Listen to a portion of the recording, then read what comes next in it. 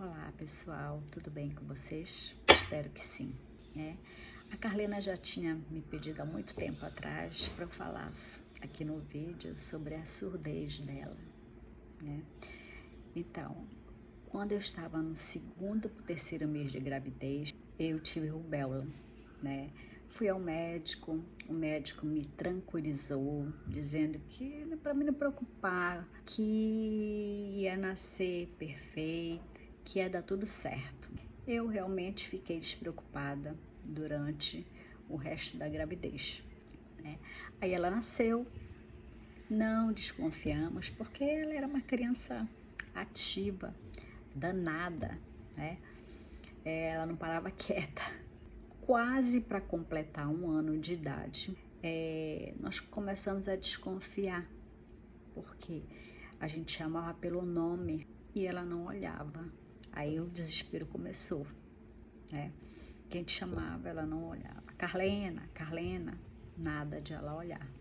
E aí fomos ao médico, ela foi fazer exame de audiometria e realmente deu perda auditiva neurosensorial bilateral em grau profundo, né? Ou seja, não escutava nada de nenhum dos dois lados, né? E aí veio a preocupação, o que a gente vai fazer? Como essa criança vai se comunicar no futuro? Como as pessoas vão se comunicar com ela? Esse era o meu maior medo, né? Como é que ela vai fazer amigos? É difícil para uma mãe pensar tudo isso. E aí, a minha cunhada nos indicou o Instituto Felipe Smaldoni, que era só para criança deficiente auditiva, né? Nós levamos lá, ela tinha acabado de completar 1 ano, então eles faziam estimulações individuais e quando acabava a sessão, eles chamavam os pais, né, para explicar o que eles tinham feito com a criança. E eles foram maravilhosos, sabe? Aprendi muita coisa. Eles faziam estimulações orofaciais, né? Essas estimulavam os lábios, a língua, bochecha, né? Tudo isso para no futuro ver se conseguia falar. E eu mesma, não, para mim era falar ou falar, entendeu? Porque lá o Instituto Smaldoni, eles fazem Libras, e a Carlena aprendeu Libras lá, só que em casa eu não deixava ela falar em Libras, ela tinha que falar, certo? Então esses exercícios eu fui levando para casa. Quais eram os tipos de exercício que fazia? Assoprar vela, chupar canudinho, né? Assoprar talco, botava o talco na mão e assoprava. Então tudo isso para estimular, né? E eu fazia tudo em casa, toda hora, o tempo todo. Era talco para tudo quanto é lado em casa. É um trabalho cansativo, mas é um trabalho que vale a pena. Porque o que aconteceu? Ela fala. Se eu não tivesse insistido, ela estaria fazendo sinais. E quem era que ia estar comunicando com ela? Quem era que ia estar se comunicando com ela? As pessoas que iriam aprender a fazer sinais, né? E aqui em casa, eu não sei falar em Libras. Eu sei o abecedário, que é algumas palavras que ela não entende, eu faço para ela em Libras. Mas o meu marido, o pai dela, ele não sabe nada em Libras. E eu pensava na família. Como é que a família vai se comunicar com ela? Ela vai ficar uma criança isolada, sem ninguém para se comunicar com ela? Eu não queria isso para minha filha. Não, eu não queria. E eu acho que eu consegui o melhor que eu podia. Porque hoje ela se comunica, ela fala. Claro que algumas pessoas não entendem ela, né? Não é normal.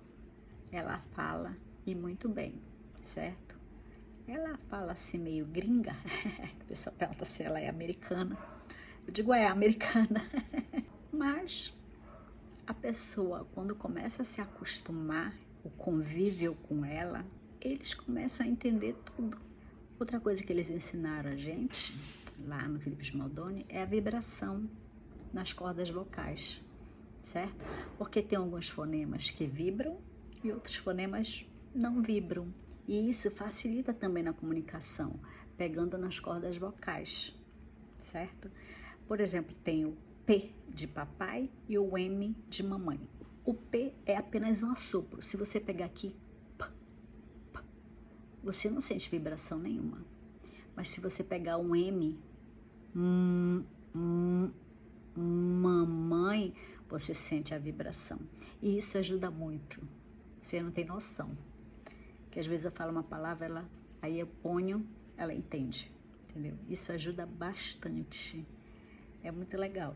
Ela chegou a fazer o implante coclear, mas o implante coclear ela fez com 16 anos.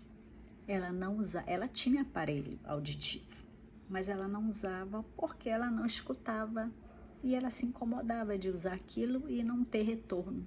Então ela não usava. Aí ela resolveu fazer o implante coclear. Mas, gente, não foi fácil esse implante coclear. Mas isso é outra história, que é um pouco longuinha. E aí, esse implante coclear serviu para muita coisa. Ela escuta barulho, ela escuta sons, ela escuta até barulho de sapato. Se ela não estiver usando o aparelho, ela não vai escutar. Mas com o aparelho ela escuta qualquer coisa. Mas o que acontece? Ela não consegue identificar as palavras. Se eu chamar, se eu falar com ela, vamos ao cinema, só que ela faz leitura labial. Mas se ela não estiver me olhando e eu falar, vamos ao cinema, ela não vai ouvir. Ela vai ouvir barulho, mas não vai especificar as palavras, certo? Por causa disso, eu até cursei fonoaudiologia para ver em que eu poderia ajudá-la melhor ainda, certo? E eu acho que eu contribuí bastante. Eu estou feliz por esse resultado. E ela ama, ela diz, graças a Deus a senhora não desistiu de mim. E eu acho isso maravilhoso.